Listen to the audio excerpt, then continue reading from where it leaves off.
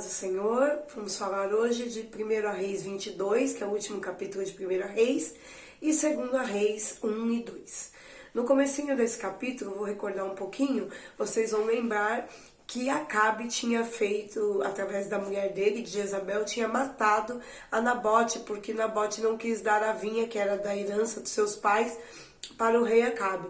E então Elias foi até ele e liberou uma palavra do Senhor, uma profecia, dizendo que do mesmo jeito que Nabote morreu e os cães lamberam o seu sangue, também aconteceria isso com Acabe, que ele também passaria por isso por conta daquilo que ele tenha feito.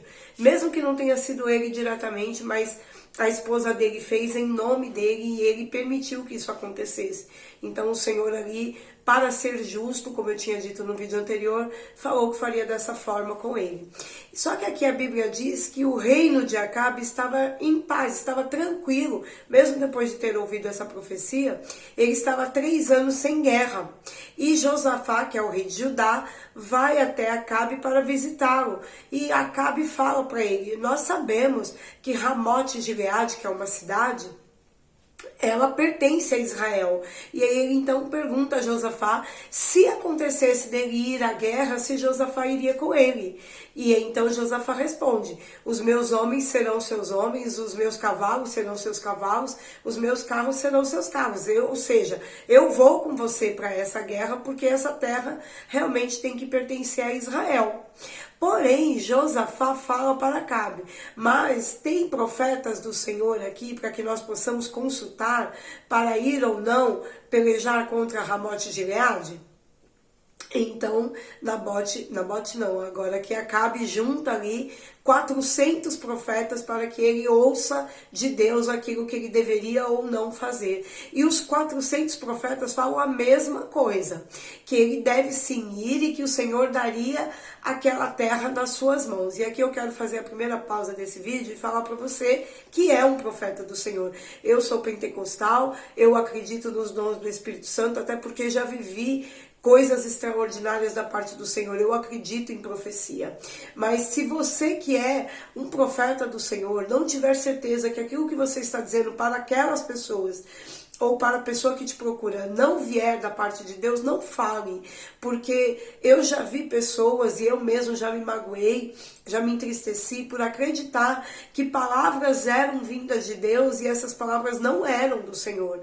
Aqui estavam 400 profetas falando o que o rei Acabe queria ouvir, mas não era aquilo que o Senhor havia dito para ele que deveria fazer, para eles que Acabe deveria fazer. E aí então Josafá, que vai então subir com ele para guerrear, fala para ele: tem mais algum profeta aqui para quem possamos consultar? E aí eu vou perguntar para vocês: tinha 400 profetas falando com eles fazer a mesma coisa, ir lá e guerrear, que eles iriam sair vencedores. Por que Josafá vem aqui e pede para ver se tem mais algum profeta? Porque no fundo nós sabemos o que é a vontade de Deus para nós. No fundo nós já entendemos, através da união do Espírito Santo que nós temos com ele, nós já sabemos o que é o certo e o que é o errado. Então, mesmo 400 pessoas falando para ele: faça dessa forma, ele no seu íntimo já sabia que aquilo não era de Deus. E aí então ele pergunta isso para Acabe e Acabe fala: tem um outro profeta aqui, que é Aquias, mas ele nunca profetiza a meu favor. E Josafá fala: não, pede para que ele venha aqui, não fala desse jeito do profeta não, vamos ouvir o que ele tem a dizer. E quando chega esse profeta, ele fala, Acabe fala para ele: devemos ou não ir a Ramote Gileade? E aí então o profeta fala assim, Aquias fala: vai sim, vai lá.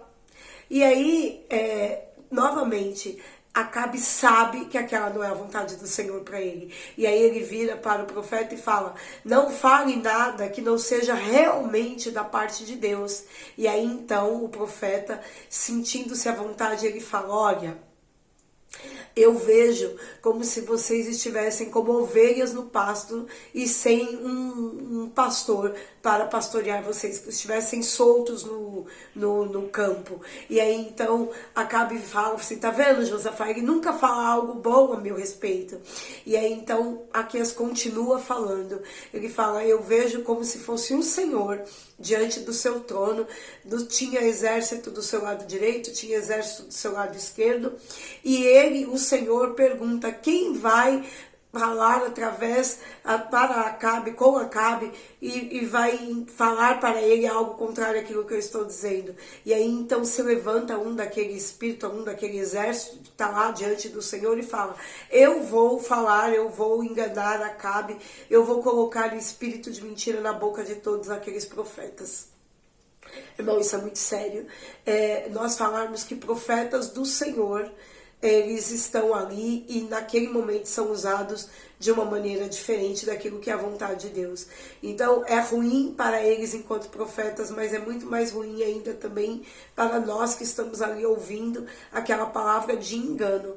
Então mesmo que você ouça algo de algum profeta, ou eu ouça algo de algum profeta, aprenda a entrar realmente no seu quarto. Quando nós falamos do seu quarto, na verdade não precisa ser o cômodo especificamente, mas na intimidade com Deus, para que Ele possa falar ao seu coração de uma maneira que você entenda, ó, há algo estranho aqui, eu estou entendendo que isso não é de Deus para minha vida, porque no fundo eles sabiam que aquilo não era de Deus para ele. Mas mesmo assim Acabe fica muito irritado porque ele é contrariado. Quem não quer ouvir aquilo que lhe favorece? E ele ali, ele fala assim, não, pode prender esse profeta porque ele está sendo mal, está falando coisas que não me agradam, tratem ele lá na prisão com pão de amargura, com águas de dores, porque eu vou enfrentar esse exército para pegar de volta Ramote de Gileade, mas esse profeta não é profeta de Deus nada.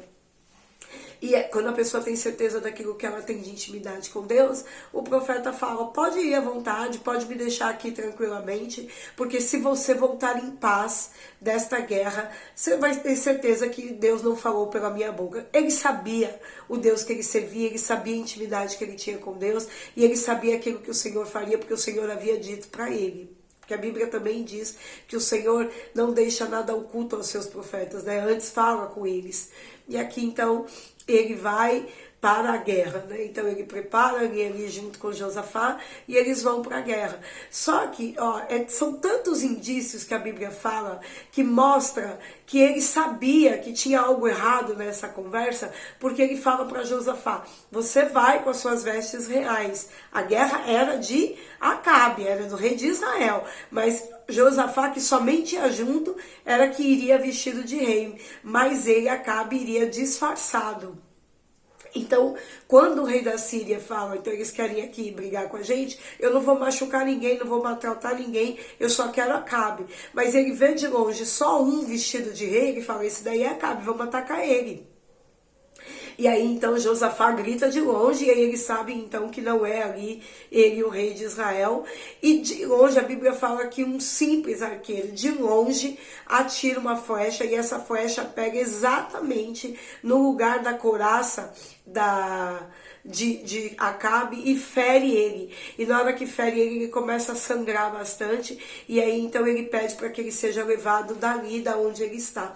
Quando ele faz isso, na confusão que está ali em relação à guerra, ele acaba parando de frente ao exército da Síria, e então ali ele foge, né? Ele é levado embora, mas o sangue dele fica se arrastando ali, tanto pelo carro como pelo caminho, e vocês devem lembrar que Elias tinha dito que por conta do que ele fez com Nabote, assim como o sangue de Nabote foi lambido pelos cães, o dele também seria, e não foi diferente, a profecia se cumpriu ali exatamente conforme o profeta Elias havia dito para ele, e ele vai e ele morre, e ali então tudo aquilo que o Senhor havia dito se cumpriu, e tudo aquilo que o profeta havia falado também se cumpriu. Então você também, como profeta, saiba que o Senhor te sustenta.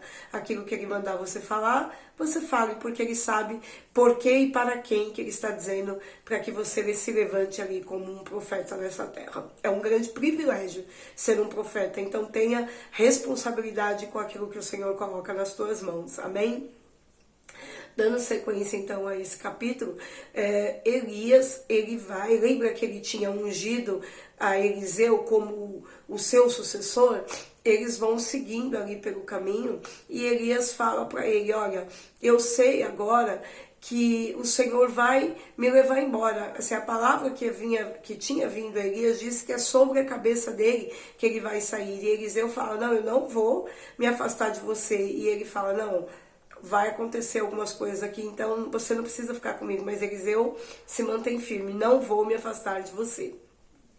E como ele não vai se afastar dele, ali um pouquinho mais para frente, ele vê Elias subindo ao céu. Mas antes de falar sobre isso, vou falar um pouquinho antes, que aqui então Acabe, ele já estava no meio ali já tinha feito tudo isso que a Bíblia está falando que ele tinha feito de destruição, de continuar seguindo, até o filho dele, depois que ele morre, o filho dele também continua adorando outros deuses, enfim, tanto que Josafá, ele se mantém firme na presença do Senhor, e ele prepara navios para ir até o filho, para buscar ouro, mas os navios dele se quebram.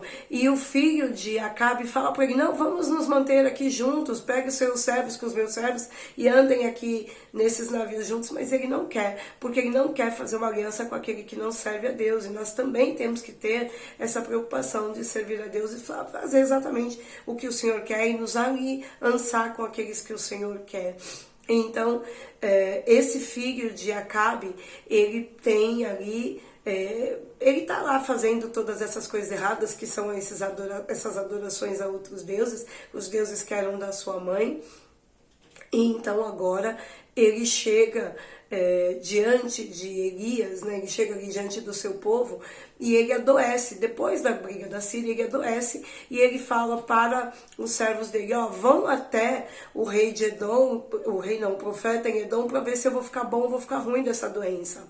E o Senhor levanta Elias de novo e fala para Elias, vai lá e fala com esses mensageiros que ele mandou e buscar informações lá em Edom e pergunta se não há profeta em Israel. Quer dizer, você é rei de Israel e você quer profecia de um outro Deus? Onde já se viu isso? Está completamente errado.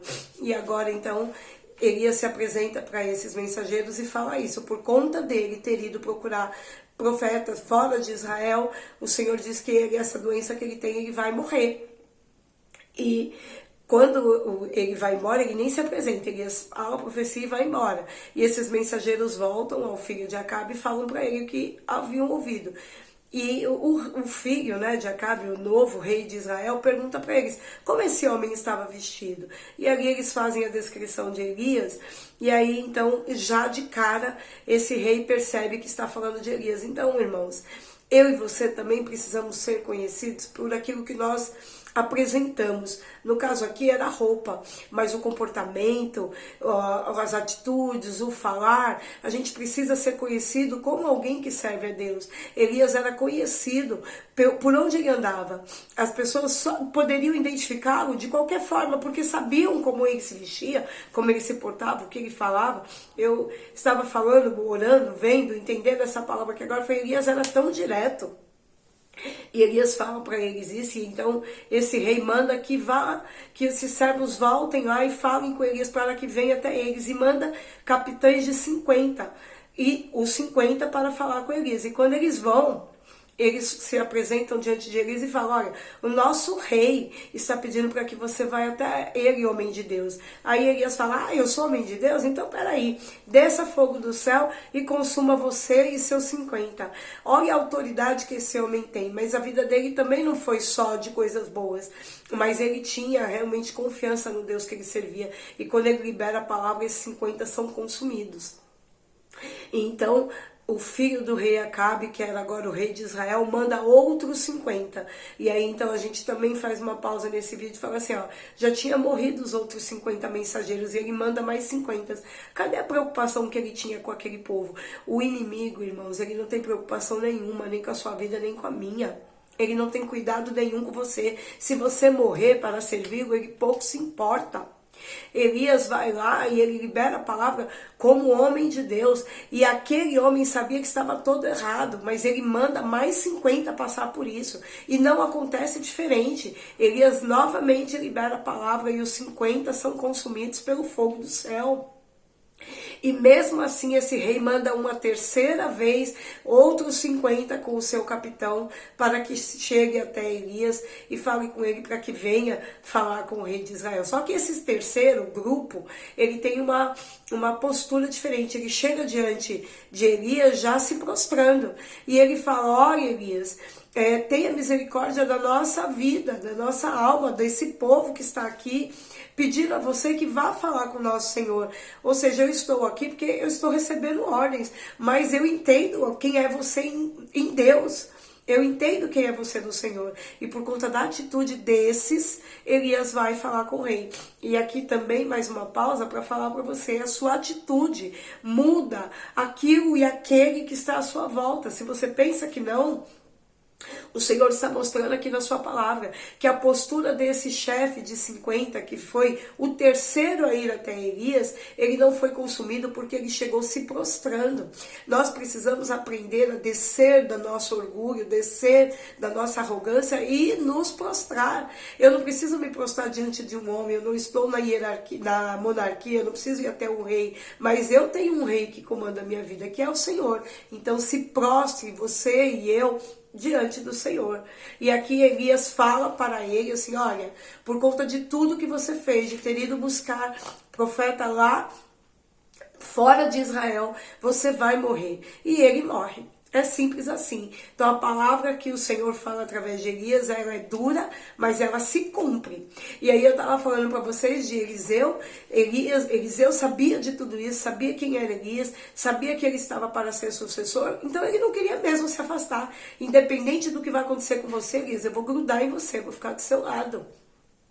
E quando ele fala, né, para Elias que ele vai permanecer do seu lado, os dois vão, eu falei, né, do outro lado do Jordão tinha 50 profetas, que eu acredito que isso tenha sido estratégia de Deus, para que as pessoas vissem o que estava acontecendo com Elias aqui, e que também estava acontecendo com Eliseu.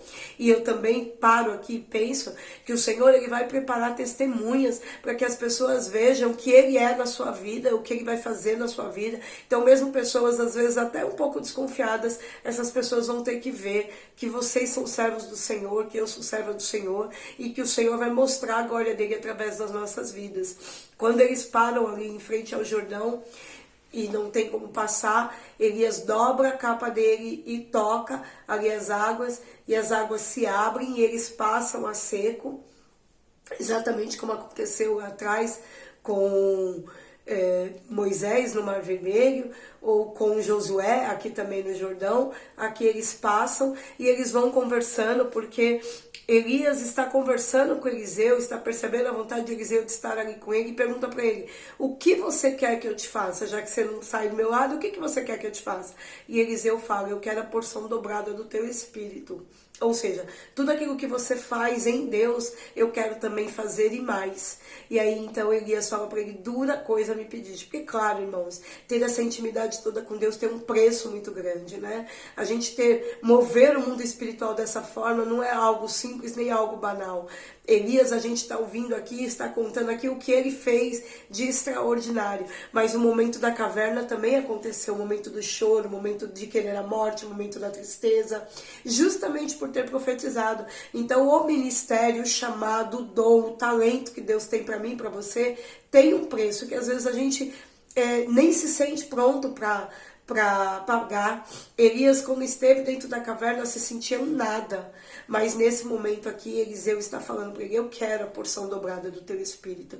E Elias fala para ele, se quando eu subir ao céu, porque ele sabia, tinha certeza que isso iria acontecer com ele, você ver a minha subida e a minha capa ficar então com você, então você vai ter aquilo que você está me pedindo. Se você não vê, porque ele também não sabia, ele sabia que Deus faria, mas como Deus faria, ele não sabia. Então, que momento que isso iria acontecer, ele não sabia o que falar. Se ele não vê, então nada disso vai acontecer. E ali Elias, enquanto eles estão conversando, o carro de fogo chega e Elias sobe no carro de fogo e Eliseu vê tudo aquilo e a capa cai e Eliseu até grita atordoado, né? Meu Deus, meu Deus. E aqueles profetas estão do outro lado e também verificam, visualizam tudo aquilo. Tanto que esses profetas chegam a procurar Elias, achando eles que ele tinha caído, né? Já que ele estava meio que voando naquele carro de fogo. Mas é claro que eles não encontram. Eliseu também já tinha dito para ele que não iriam encontrar. Eliseu volta, ele mesmo agora fere as águas com a capa, abre-se de novo ali o Rio Jordão e aquele povo todo então diz: verdadeiramente o espírito de Elias está sobre você. Isso aqui era uma forma do Senhor permitir que fosse validado o ministério e o chamado de Eliseu. O que eu quero falar em relação a isso? Às vezes nós precisamos também dessa validação. Aqui Elias procurou diretamente no Senhor, ou o Senhor falou diretamente com ele que ele subiria. E o Senhor, através de Elias, falou com Eliseu. A quem você tem recorrido, a quem você tem buscado para ouvir a voz de Deus? Muitas vezes nós falamos assim: eu vou ouvir o meu amigo, vou ouvir até o meu pastor, vou ouvir um colega, vou ouvir o meu líder. Você tem acesso direto ao Pai. Fale com Ele, peça para que Ele te dê essa certeza, essa segurança, que você não precisa seguir nem a um nem a outro, você vai seguir diretamente a Deus. Não estou mandando ninguém ser rebelde com aqueles que são líderes na sua vida. Mas assim como os 400 profetas falaram com eles, e Josafá falou: não, tem alguma coisa errada aí, eu quero ouvir mais um profeta. Às vezes o seu líder, como um ser humano, ele pode falar algo que ele acredita até, mas ainda não é aquilo que Deus tem falado. Então vá até o Pai e peça ao Pai para que Ele fale ao seu coração de uma maneira que você entenda e que você possa viver o melhor de Deus. Há um chamado para cada um de nós, há um direcionamento de Deus para cada um de nós. Todos nós temos um propósito nessa terra, nós temos algo a realizar. E tudo aquilo que o Senhor nos dá de bênçãos, ou de dons, ou de talentos, tudo isso é para abençoar alguém, nunca é para a sua glória, é para a glória do Senhor abençoando outros. Assim como Eliseu também, nós vamos ver o chamado, o ministério de Eliseu daqui para frente. Não é só para ter o talento, é sempre para abençoar. Amém? Fiquem todos na paz do Senhor, que essa palavra possa falar no coração de cada um.